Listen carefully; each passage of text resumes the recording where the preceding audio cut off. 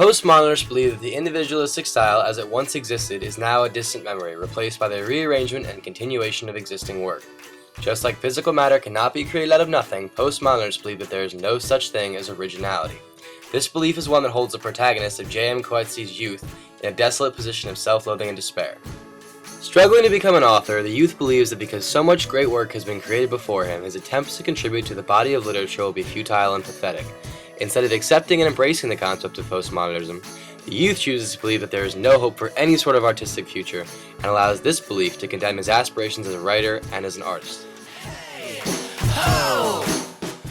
Being a well-read individual, the youth feels entirely overwhelmed by the genius of the artists that preceded him in the literary realm. He seems to believe that because great art had been produced before his time, his own work would be insignificant and laughable in comparison. Instead of finding inspiration in the classics, he allows the prior accomplishments of other authors to daunt him and hinder his own artistic undertakings. Coetzee writes, "Yet try though he may, he cannot feel the ghostly hand of James extended to touch his brow in blessing." Essentially, the youth suffers from an affliction that is very postmodernist in nature. Michel Foucault, esteemed French philosopher and postmodernist, stated that nothing new can be created and that human beings' only true obligation in life is to one's own true self. Unfortunately, Coetzee's youth subscribed to only the former of Foucault's theory, believing that his own creativity was faulted by the masters who came before him, and any attempt at originality was to be met by disappointment and disillusion. The youth cannot accept the theory of postmodernism, or rather accepts it but allows it to completely dismantle his artistic ambitions. In theory, he should not have been concerned with the achievements of those who came before him, and should not have preoccupied himself with irrational comparisons. Instead, he should have written to satisfy his own personal aspirations.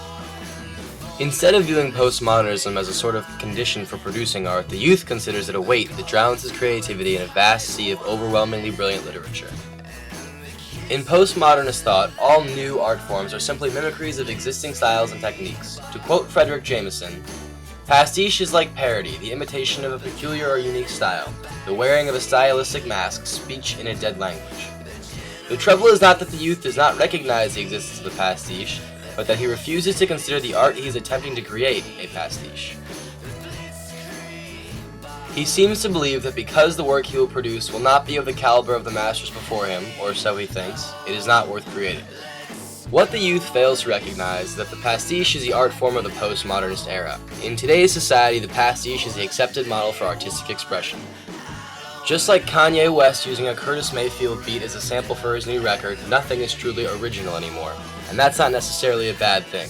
A pastiche is by definition not a direct copy of a previous art.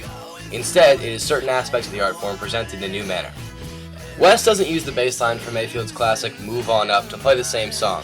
Instead, he uses the fundamental aspects of the beat and the creative new imagination of the artwork, adding his own instruments, switching the tempo, and rapping over the horns instead of singing. In a similar vein, West is not attempting to one-up Mayfield, and is not claiming that he can more effectively and artistically utilize the beat. He is simply taking a page from the book of a revered master of his craft.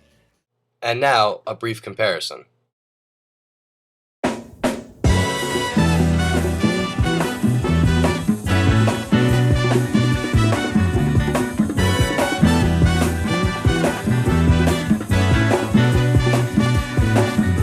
Hush not, child, and don't cry. Your folks might understand you by and by. Just move on up toward your destination, though you may find from time. I gotta testify, come up in the spot looking extra fly. For the day I die, I'ma touch the sky. Gotta testify, come up in the spot looking extra fly. For the day I die, I'ma touch the sky. Back when they thought pink polos would hurt the rock, before Cam got the shit to pop, the doors is closed. I felt like Bad Boy Street Team, I couldn't work the locks. Now let's go. Truly, in postmodernist society, it's not about being better than those who came before you and being the greatest of all time.